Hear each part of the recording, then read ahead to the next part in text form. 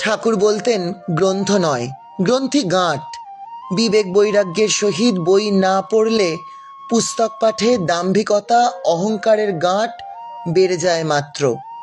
পরমহংসদেব কোনো এক তার্কিক লোককে বলেছিলেন, যদি এক কথায় বুঝতে পারো তো আমার কাছে এসো, আর খুব তর্ক যুক্তি করে যদি বুঝতে চাও তো কেশবের কাছে যেও।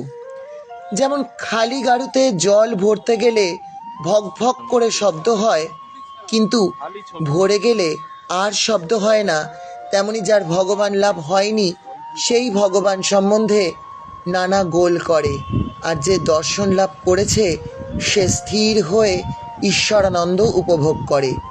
বিবেক বৈরাগ্য না থাকলে শাস্ত্র পড়া মিছে। বিবেক বৈরাগ্য ছাড়া ধর্মলাভও হয় না।